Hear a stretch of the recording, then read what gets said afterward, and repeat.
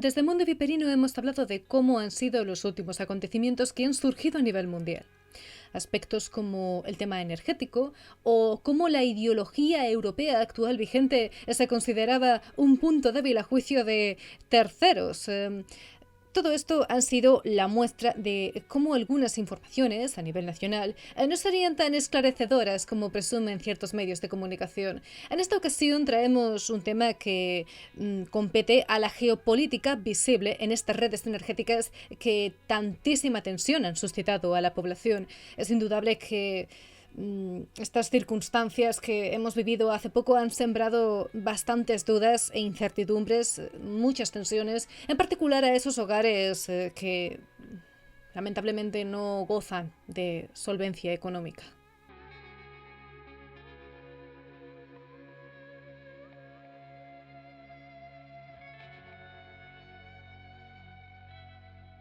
El autor de estas ideas que vamos a exponer, plantear y desarrollar, poner en debate hoy es Leónidas o Leonid. En Internet se le conoce de estas dos maneras. También ha compartido análisis sobre tecnogeopolítica en portales como este que ven ustedes en pantalla. Se han hecho eco de sus reflexiones y sus datos. En el caso de esa geopolítica que la verdad ha entrado en juego con las redes energéticas, señala que aunque los productores de los principales recursos energéticos siguen siendo los mismos, lógicamente las condiciones de mercado, de las cadenas de suministro y las prioridades han cambiado. Han cambiado, pero con creces. Es evidente que para Europa, por poner un ejemplo, el gas natural procedente de Rusia se ha vuelto políticamente tóxico y sumado al telón de fondo que es esta transición energética a lo verde, a lo ecológica, pues ha planteado el dilema de acceder a la energía asequible necesaria para sostener su propia economía.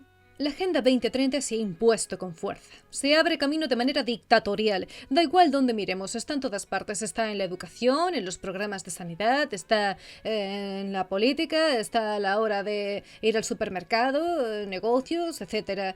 En fin, todo cuanto conocemos se vincula a este plan de acción que, según se defiende, ha surgido por y para el pueblo. En este caso, la energía verde y los temas medioambientales son también para ella parte de algunos de los objetivos que predica. ¿En qué se traduce esto, amigos? Seamos sinceros, en que cuando hay una necesidad, surge un negocio. O a veces surge una necesidad para justificar un negocio. La energía libre ha traído una nueva oportunidad para diversos países. En principio, los de fuera, repito, en principio, se están viendo obligados a recurrir al proteccionismo para aislarse de los posibles impactos. ¿Qué riesgo trae? Pues algunos consideran que el beneficio económico es la máxima prioridad. Otros dan prioridad a las cuestiones políticas que, bueno, pueden enmarcar, por ejemplo, las preocupaciones medioambientales, las normas y las responsabilidades de la participación en cualquier acuerdo, alianza, etc. El éxito que se tenga en estas operaciones determinará cuán alto es el nivel de influencia de estos países, porque todo el mundo quiere ser ecosostenible, todos quieren ser los mejores a la hora de cuidar el medio ambiente, a los más concienciados con el cambio climático, etcétera, etcétera. Hay competencia. Esto es una carrera. Y en el amor y en la guerra todo vale, ¿verdad, amigos? Leónidas enumera las siguientes operaciones a tener en cuenta a nivel geopolítico respecto a este tema. Primero, la capacidad de establecer normas para la energía limpia. Y esta, amigos, es una de las influencias más sutiles y que, además, saben disfrazarse mejor que la influencia política directa. Segundo, el control de las cadenas de suministro de los elementos cruciales para la tecnología de la energía limpia. Tercero, la capacidad de producir componentes baratos, muy baratos para la industria. Y cuarto, la producción y exportación de combustible bajo en carbono o de energía limpia en sí. Aquí nos explica que, en general, cuando se está observando el mapa geopolítico energético mundial, se está barajando en conceptos puntos de producción de energía, nodos, conectores, canales de transmisión de energía, todo lo que represente las redes eléctricas o los oleoductos. A lo largo de los últimos 100 años, las redes, especialmente las de electricidad y gas, han evolucionado desde redes locales y sencillas hasta infraestructuras complejas, complejísimas, que transfieren energía no solo dentro de las fronteras nacionales, sino a través de ellas de forma fiable y eficaz.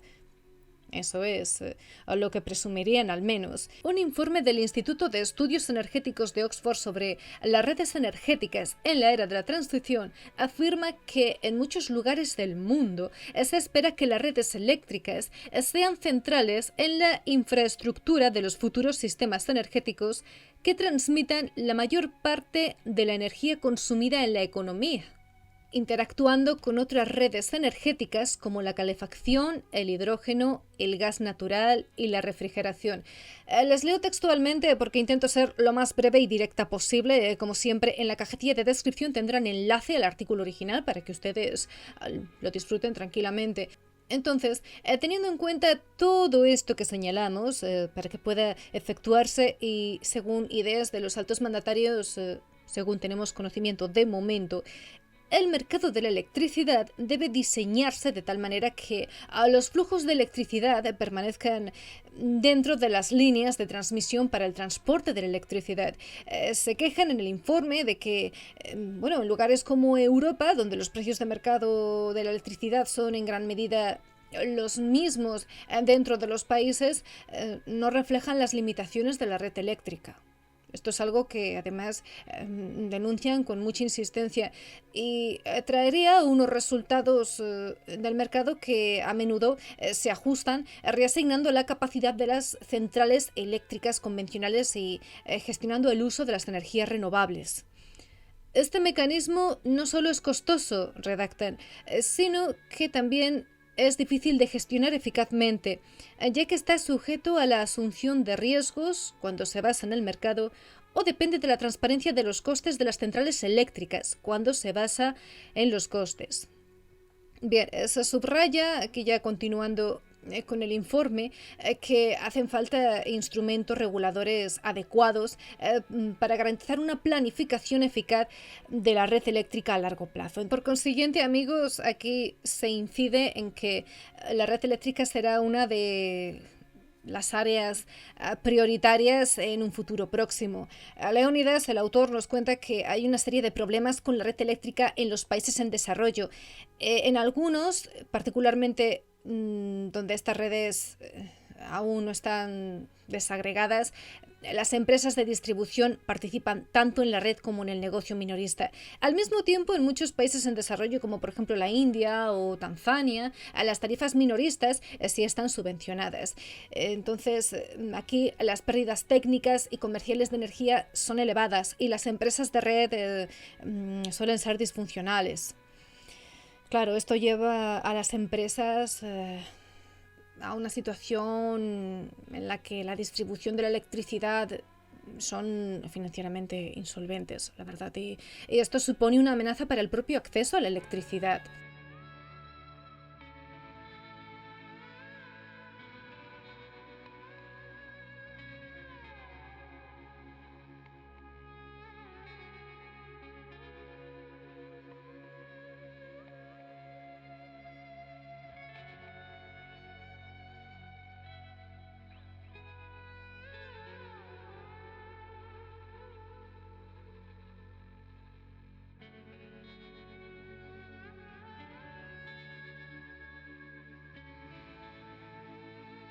La electricidad, por su parte, sigue siendo algo muy codiciado por la aparición de las nuevas tecnologías. Es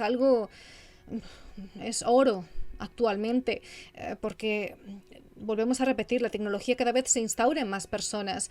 ¿Cuántos niños, por ejemplo, se ven forzados a tener un móvil o una tablet? Una consola que se enchufa. ¿Cuántos empleos han de estar digitalizados? En febrero de 2020, la Unión Europea presentó con orgullo su paquete digital europeo. ¿Esto no nos dice nada?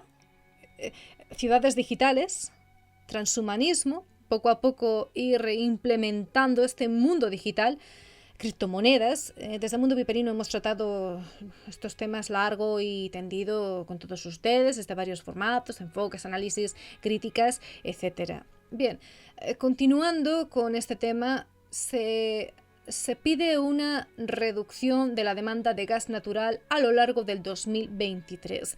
En Europa esto depende, según indican informaciones, de qué formas alternativas se incentivan para generar electricidad.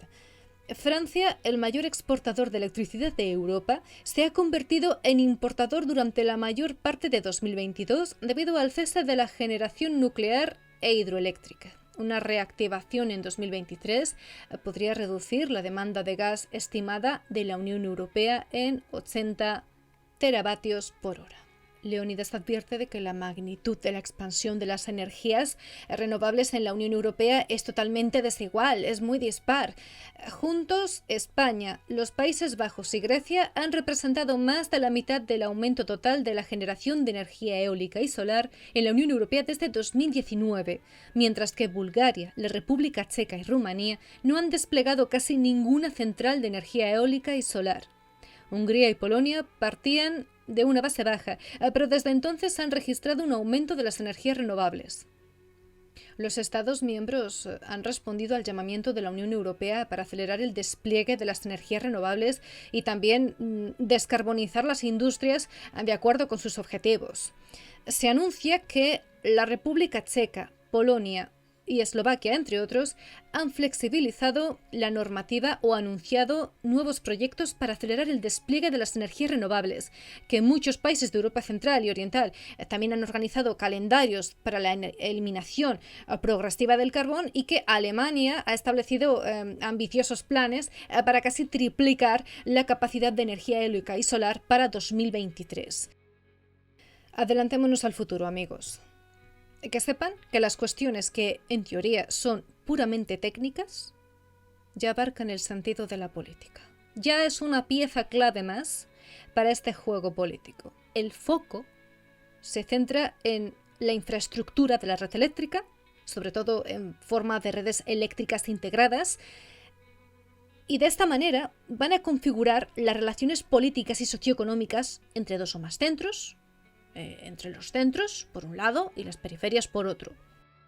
Les compartiré la ampliación de este artículo en el idioma original, en ruso y también en español, para que ya ustedes puedan complementar toda esta información que estamos dando. Yo no quiero avasallarles con tecnicismos, ni hacer de este pequeño programa algo muy largo, ni estar constantemente parafraseando demasiado. Bien, quiero que este vídeo sintetice los datos.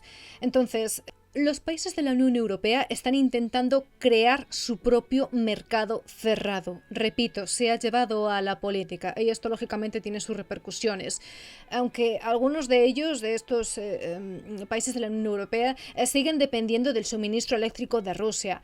Y aunque es cierto que existen razones políticas para cambiar a otras redes, hay una serie de limitaciones técnicas que dificultan hacerlo, al menos de manera rápida y eficaz. Por ejemplo, en 2022, las autoridades estonias dijeron que no se desconectarían de la red rusa hasta el 2025 como mínimo. Están surgiendo nuevos centros de gravedad y las periferias se están transformando en espacios fronterizos en todo lo que suponen espacios de conexión. La zona continental que se extiende desde Europa a Asia presenta una dinámica muy particular porque, por un lado, ya existen tres alianzas y centros de poder internacionales, los de la Unión Europea, Rusia y China. Por otro, se están desarrollando nuevos interconectores y redes eléctricas y nuevos centros, como Irán, Turquía y la India, que, por cierto, son cada vez más activos en la construcción de infraestructuras eléctricas transfronterizas. Aunque existen a diferente profundidad, las tendencias de integración eléctrica en las tres macrorregiones muestran características similares. A medida que surgen nuevos centros de gravedad, las periferias se transforman de espacios fronterizos en espacios interconectados. Y como resultado, los límites de los antiguos espacios se difuminan al tiempo que se crean grandes espacios nuevos. De esta forma, el antiguo enfrentamiento geopolítico que había entonces, que vinculaba al centro continental y a la periferia marítima, se está disolviendo. Se está debilitando visiblemente. Un estudio del Instituto Alemán de Seguridad y Política Exterior afirma que, en el caso de la electricidad, el espacio y la red están sujetos a sistemas lógicos contrapuestos según la ubicación. Dentro de la Unión Europea, por ejemplo, el principio regulador del orden se aplica al espacio eléctrico territorialmente contiguo de Europa, pero por el contrario, en los espacios política y jurídicamente permeables a la influencia exterior, las grandes potencias buscan controlar los flujos eléctricos como forma de proyectar el poder político y crear espacios centralizados o jerárquicamente estructurados. Ya hay una toma de poder. En la región continental, Europa-Asia, de importancia estratégica por cierto, China, Rusia, Turquía e Irán están compitiendo con la Unión Europea y con Estados Unidos por pura influencia. En otra región, por el contrario, estamos viendo cómo se consolida la interacción en esta línea. En enero de 2013, Mohamed Ali Faranakian, asesor de asuntos internacionales del ministro de Energía iraní, declaró que una empresa iraní había recibido la aprobación de Rusia, Azerbaiyán e Irán para trabajar en un proyecto de sincronización de las redes eléctricas de los tres países. Tras la aprobación definitiva del proyecto, comenzarán los trabajos de sincronización de los sistemas eléctricos, aseguró. La elaboración del proyecto, señaló, prevé el estudio del componente económico, técnico y medioambiental. Los resultados del estudio y de la elaboración se han presentado a los organismos respectivos de los tres países. Esto es algo que lleva en marcha un tiempo, como podemos comprobar. Una última cosa antes de despedirnos, amigos. Quiero mencionarles el proyecto Casa 1000. No sé si lo conocerán, pero su objetivo, recordemos, es el de unir los países de Asia Central con Afganistán y Pakistán, y con ello comercializar la energía eléctrica según las normas internacionales. Les aseguro que es un proyecto muy prometedor y muy suculento, sobre todo para los implicados en ello directamente. Ya nos hacemos una idea de todo lo que puede suponer esto, ¿verdad? Pero, como siempre insistimos por aquí, el tiempo dirá. Nos vemos en el próximo programa. Un abrazo.